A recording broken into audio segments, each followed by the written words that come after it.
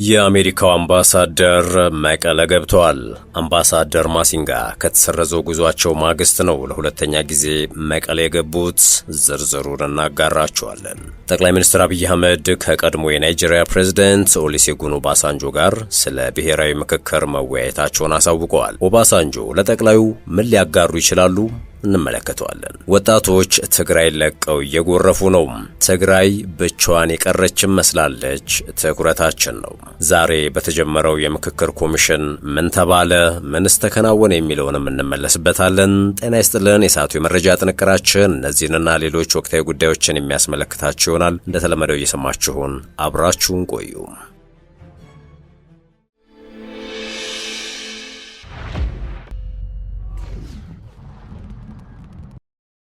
ወደ ቀዳሚ ጉዳያችን አመራን።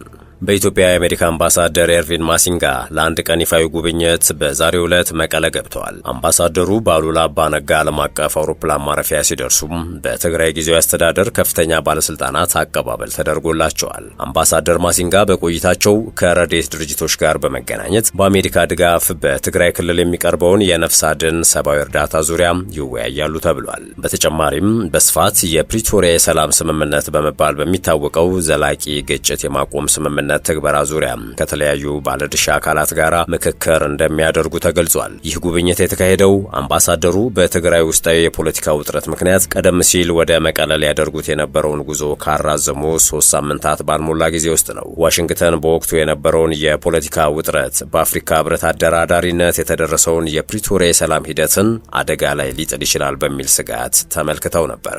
በሰኔ ወር ተሰርዞ የነበረው ጉብኝት ከጊዜያዊ አስተዳደሩ ፕሬዝዳንት ሌተናንት ጀነራል ታደሰ ወረደና ከህወሓት ሊቀመንበር ደብረጽዮን ገብረ ሚካኤል ጋር የሚደረጉ ውይይቶችን ያካተተ ነበር። ሌተናንት ጀነራል ታደሰ በወቅቱም ከስልጣን እንዲነሱ ከተለያዩ ወገኖች ከፍተኛ ግፊት ይደረግባቸው የነበረ ሲሆን ጉብኝቱም አሜሪካ በክልሉ ከፍተኛ የፖለቲካ ልዩነት በነበረበት ወቅት ከሁሉም ቁልፍ ተዋናዮች ጋር ለመወያየት ያላትን ጥረት የሚያሳይ ነው ተብሏል። የጉዞው መራዘም ተከትሎ በአዲስ አበባ የሚገኘው የአሜሪካ ኤምባሲ ባወጣው ጠንከር ያለ መግለጫ የፖለቲካና የሲቪል ማህበረሰብ መሪዎች በውይይት ላይ እንዲያተኩሩ አሳስቧል።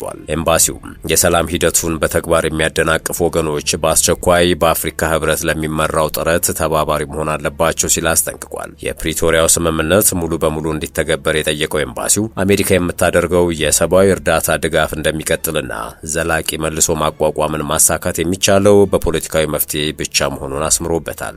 አሜሪካ በቀጣይ በሚኖረው ጉብኝት ከክልሉ መሪዎች ጋር ውይይት እንደሚኖር በመግለጽ ታቅዶ የነበረው የጉዞ እቅድ መራዘሙ ጊዜያዊ እርምጃ እንጂ ዲፕሎማሲያዊ ግንኙነትን ማቋረጥ እንዳልሆነ ጠቅሳለች። የአሜሪካው አምባሳደር ኤርቪን ማሲንጋ ጉብኝታቸው የተካሄደው በመቀለና በአዲስ አበባ መካከል በፕሪቶሪያው ስምምነት ዕጣ ፈንታ ላይ ውጥረት በነገሰበት ወቅት ነው። በቅርቡ ህወሓት የሰላም ስምምነቱ መቋረጡን መግለጹ የሚታወስ ሲሆን የፌዴራል መንግስቱ የስምምነቱን ቁልፍ ድንጋጌዎች አልተገበረም ሲል ከሷል። በተጨማሪም አዲስ አበባ ለአዲስ ግጭት እየተዘጋጀች ነው የሚል ወቀሳ ሰንዝሯል። በኢትዮጵያ ሀገራዊ የምክክር ሂደት ላይ ያለው የፖለቲካ ልዩነትም ይበልጥ እየሰፋ መጥቷል። በትግራይ የሚገኘውና ከህወሓት ጎራ ጋር የተሰለፈው አመራር በሀገራዊ ምክክር ኮሚሽን ሂደት ላለመሳተፍ የወሰነ ሲሆን ምክክሩ የክልሉን የደህንነት ስጋቶችና መፍትሄ ያላገኙ የፖለቲካ ቅሬታዎችን በአግባቡ አይፈታም የሚል ምክንያት አቅርቧል።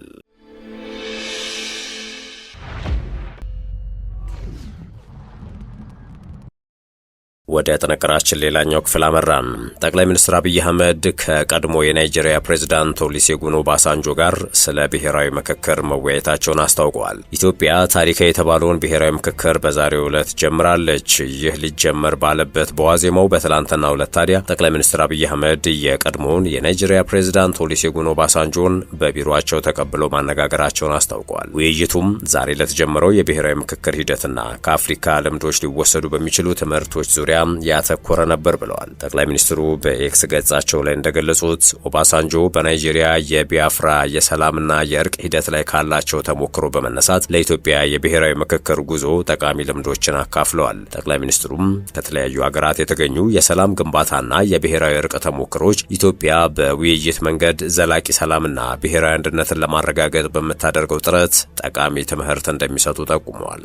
ኦባሳንጆ ለኢትዮጵያ ላበረከቱት ድጋፍና አስተዋጽኦ ምስጋና ያቀረቡት ጠቅላይ ሚኒስትሩም ኢትዮጵያ ለእርሶ ውድ አስተዋጽኦ ጥልቅ ምስጋና ታቀርባለች ብለዋል። የብሔራዊ ምክክር ሂደቱ በኢትዮጵያ የቆዩ የፖለቲካ የማህበራዊና የታሪክ አለመግባባቶችን በውይይት ለመፍታትና ዘላቂ ሰላምን ለማስፈን የታለመ ሂደት ነው። የመንግስት ኃላፊዎች ለሀገሪቱ የወደፊት ዕጣ ፈንታ ወሳኝ ምዕራፍ እንደሚሆንም ሲገልጹ ቆይተዋል። የቢያፍራ ጦርነት ከ1967 እስከ 1970 በናይጄሪያ መንግስትና በቢያፍራ ተገንጣዮች መካከል የተካሄደ ከባድ የእርስ በእርስ ጦርነት ነው። ኦባሳንጆ የናይጄሪያ መንግስት ኮሎኔል ሆነው ጦርነቱን የመሩበት ነበረ። ከጦርነቱ በኋላ ግን የናይጄሪያ መንግስት ብሔራዊ አንድነትን ለማጠናከር፣ እርቅን ለማስፈንና የተጎዱ ማህበረሰቦችን መልሶ ለማዋሃድ የተለያዩ የውይይትና የእርቅ ፖሊሲዎችን ተግባራዊ አድርጎ በመጨረሻ ተሳክቶለታል። ባለሙያዎች እንደሚገልጹት የተሞክሮ ከግጭት ማግስት በውይይት መተማመንን መገንባት፣ የተለያዩ አካላትን በአንድ ሂደት ማሳተፍና ዘላቂ ሰላምን በተቋማዊ መንገድ በማጠናከር ረገድ ለኢትዮጵያ ወሳኝ ትምህርቶችን ሊሰጥ ይችላል። የናይጄሪያ ከቢያፍራ ጦርነት በኋላ የተካሄደው የብሔራዊ እርቅና መልሶ የማዋሃድ ሂደት አገሪቱ አንድነቷን እንድትጠብቅ አስተዋጽኦ አድርጓል። ሆኖም ከግጭቱ የተወለዱ አንዳንድ ቅሬታዎች እስካሁን ድረስ አልተፈቱም በሚል ይጠቀሳል። የሸገር ታይምስ ነው። የሰዓቱ የመረጃ ጥንቅራችን እንደቀጠለ ነው። ኢትዮጵያ ተጠባቂውን የምክክር ጉባኤ ጀምራለች። ጠቅላይ ሚኒስትር አብይ አህመድ የሀገራዊ ምክክር ኮሚሽኑን የ4 ዓመታት ጉዞ የሚያሳይ ኤግዚቢሽንንም ጎብኝተዋል። ጠቅላይ ሚኒስትር አብይ አህመድና ከፍተኛ የመንግስት የሥራ ኃላፊዎች ከኮሚሽኑ አመራሮች ጋር በመሆን የሀገራዊ ምክክር ኮሚሽኑ ባለፉት 4 ዓመታት ያከናወናቸውን አበይት ተግባራትና ያለፈበትን ጉዞ የሚያሳይ ልዩ ኤግዚቢሽን ጎብኝተዋል። ኤግዚቢሽኑ ኮሚሽኑ ከተቋቋመበት ጊዜ ጀምሮ ያደረጋቸውን ዝግጅቶች፣ የባለድርሻ አካላት ውይይቶችንና አሳታፊ የነበሩ የሂደት ምዕራፎችን በምስልና በመረጃ አስደግፎ አቅርቧል። ጠቅላይ ሚኒስትሩና ከፍተኛ አመራሮቹ በቦታው ተገኝተው ጉብኝት ማድረጋቸው መንግስት ለምክክሩ ሂደት የሰጠውን ከፍተኛ ትኩረትና ድጋፍን ያሳየ ሆኗልም ተብሏል። በአዲስ ዓለም አቀፍ ኮንቬንሽን ማዕከል በይፋ የተጀመረው ይህ የምክክር ጉባኤ ለሀገራዊ መግባባትና ለዘላቂ ሰላም ግንባታ ወሳኝ ምዕራፍ እንደሚሆን ይጠበቃል። ወጣቶች ትግራይን ለቀው እየጎረፉ ነው። ትግራይ ብቻዋን የቀረች መስላለች። የህወሓት ቡድን ፌዴራል መንግስቱ ከትግራይ አካባቢዎች ወጣቶችን በማታለል እንዲወጡ እያደረገ ይገኛል በማለት ከሷል። መንግስት የትግራይ ወጣቶችን በማጎሪያ ካምፖች በማስገባት ለረሃብና ለበሽታ እየዳረጋቸው ነው ያለው ቡድኑ ከትግራይ ውጭ የሚገኙ ወጣቶች በአስቸኳይ ወደ ክልላቸው እንዲመለሱ ሲልም አሳስቧል። ቡድኑ መንግስት ከክልሉ የወጡ የተወሰኑ ወጣቶችን በተለያዩ የውጊያ ግንባሮች እንዲሰለፉ እያደረገ ይገኛል በማለት ጭምር ከሷል። በተያያዘ የትግራይ አስተዳደርና የትግራይ ህዝብ በሀገር አቀፉ የምክክር ጉባኤ ላይ እንደማይሳተፉ ደብረጽዮን ገብረ ሚካኤል የሚመሩት ስልጣንን በኃይል የተቆጣጠረው የክልሉ አስተዳደር አስታውቋል። አስተዳደሩም የምክክር ጉባኤው የትግራይን መሰረታዊ ጥያቄዎች አይመልስም በማለት ውድቅ አድርጎታል። ስምረት ፓርቲ በበኩሉ ሊቀመንበሩ ጌታቸው ረዳ፣ ምክትል ሊቀመንበሩ ሀፍቱ ኪሮስ፣ አልማዝ ገብረ ጻዲቅ፣ ሙላት ገብረ ስላሴና ጸጋይ ጻዲቅ በምክክሩ የሚሳተፉ ተወካዮቹ እንደሆኑ ገልጿል።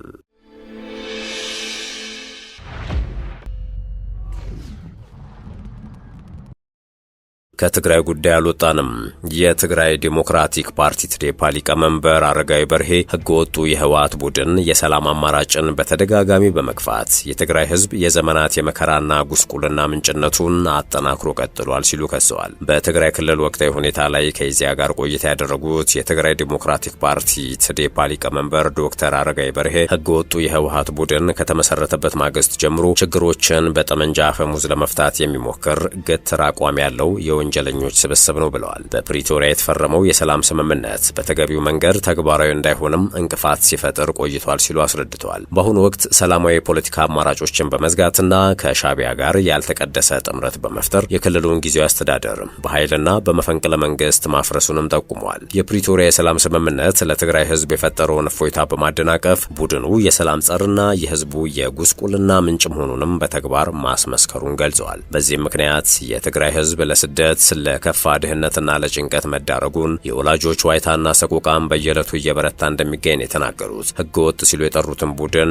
የጥፋት መንገዱን የማይቀበሉ ግለሰቦችን ከ5 እስከ 25 ዓመት ለእስራት የሚዳርግ መሰረተ ቢስ ህግ በማውጣት ህዝቡን እያጎሳቆለ ነው ብለዋል። ቡድኑ ከሻዕቢያና ከአማራ ክልል ጽንፈኛ ኃይሎች ጋር በመተባበር የፈጠረውና ጽምዶ የተሰኘው ጥምረት የትግራይን ህዝብ ለማጥፋት የተወጠነ እኩይ ሴራ ነው ያሉት ዶክተር አረጋዊ በርሄ ከዚህ ባለፈም የትግራይ ወጣቶችን አግቶ ወደ ጦር ካምፕ ከመውሰድ ጀምሮ ወላጆችን በማሰርና በማንገላታት የትግራይ እናቶችን እያስለቀሰ እንደሚገኝ አንስተዋል። በተጨማሪም የትግራይ ወጣቶችንና ህጻናትን ከቤተሰቦቻቸው በመንጠቅ ወደ ጦር ካምፕ በማስገባት ለሻዕቢያና ለሱዳን በመሸጥ የገቢ ምንጭ እያደረጋቸው መሆኑን ገልጸዋል። ይህንን የቡድኑን የጥፋት መንገድ ግን የትግራይ ክልል ወጣቶች፣ እናቶችና መላው ህዝብ በይፋ በመጋፈጥ እየታገሉት መሆኑን ጠቅሰዋል። የፌዴራል መንግስት ለህገ ወጡ ቡድን የሚያቀርበው ተደጋጋሚ የሰላም ጥሪና የሚያሳየው ትዕግስት የህዝቡን ጉስቁልና ለማስቀረት ያለመ መሆኑን አንስተዋል። ጠቅላይ ሚኒስትር አብይ አህመድ በህዝብ ተወካዮች ምክር ቤት ያቀረቡት የሰላም ጥሪ የሚደነቅ መሆኑን ገልጸው ይሁን እንጂ ቡድኑ ለሰላም ጥሪው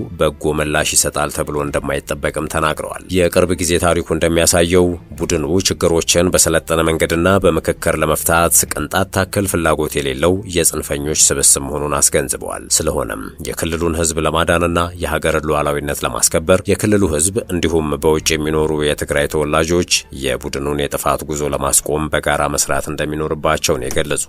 ዓለም አቀፍ ተቋማትና ሀገራትም የህገ ወጡን የህወሓት እኩይ ተግባርን በማጋለጥ የሚያደርጉትን የተቃውሞና የውግዘት አካሄድን በማጠናከር የትግራይን ህዝብ ሊታደጉት እንደሚገባ መልእክት አስተላልፈዋል። ውድ የሸገር ታይምስ ቤተሰቦች የሰዓቱ የመረጃ ጥንቅራችን ይህን ይመስል ነበር። ስለተከታተላችሁን ከልብ አመሰገንን። በያላችሁበት ሰናይ ጊዜን ተመኘን።